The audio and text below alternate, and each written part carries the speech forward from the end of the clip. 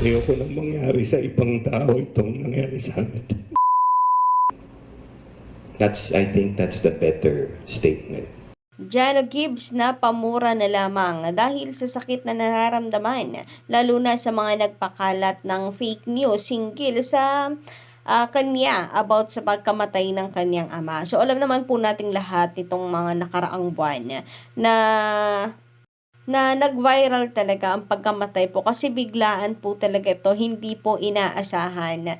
Biglaan po yung pagkamatay ni ng isang veteranong aktor na si Ronaldo Valdez at ang dami pong espekulasyon na kumalat sa social media na kaya meron na pong foul play na nangyari.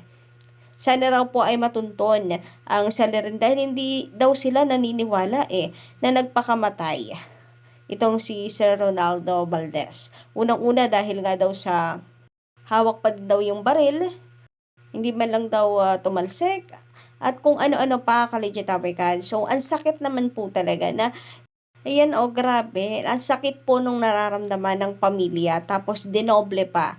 Dahil po sa mga nagkalat na impormasyon, may video, nag-leak po lahat sa social media, ang daming spekulasyon, and pati siya nadawit, no? Meron pong usap-usapan tungkol po sa kanya. And bilang anak, masakit po yon para sa kanya. Kaya hindi po natin siya masisisi kung napamura na lamang po siya bigla. So ako hindi ko to tinalaki guys, promise. Hindi ko talaga siya inano kasi sensitive ako. Nagpaka-sensitive ako sa issue po nito, Collegiate Americans. Pero ngayon, marami pong nagsasabi na mali talaga ang ginawa naman ng mga polis. Meron talaga silang kakulangan dito. And inuna yung pag-video na, syempre, sa una hindi mo naman niya maku-question. Kapag ka nag-video, akala mo kasama yan sa process nila.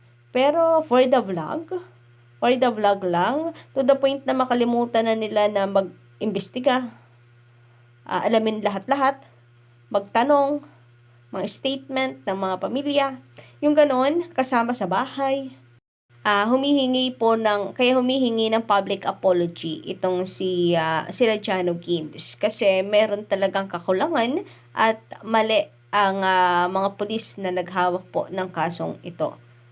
Hindi na nga po nakapag-imbestiga, siguro lamang po sa pakiramdam ng pamilya. Hindi na nga nakapag-imbestiga, nagkalat pa ng mga videos na hindi man lang ipinagpaalam sa kanila.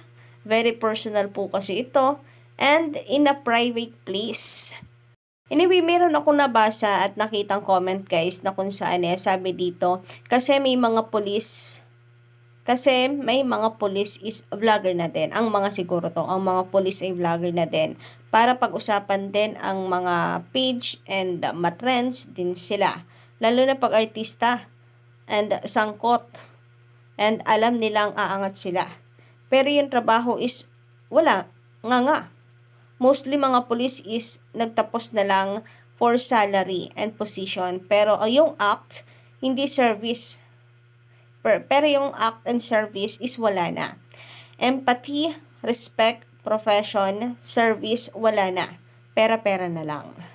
So, real talk, no? Hindi naman natin nilalahat, pero ito talaga yung realidad.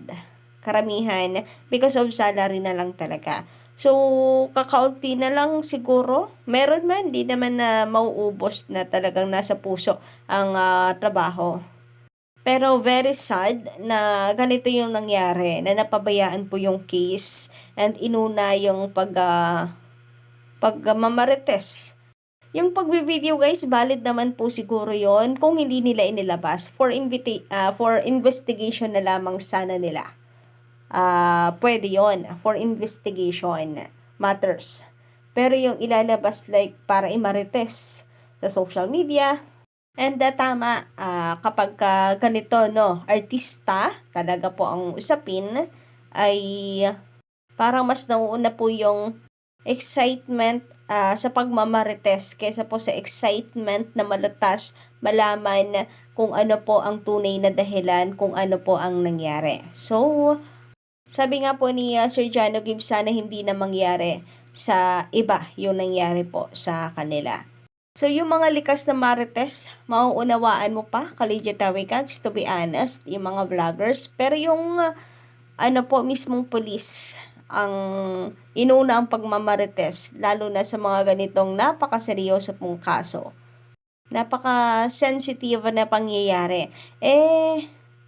Maling-mali talaga, ka-legendary cats. So, kung meron man, dapat na questionin bakit kumalat ito. Talagang sila yun Kasi unang-una, sila po yung nag-video. So, kung meron man po naglabas dito, sila lamang din.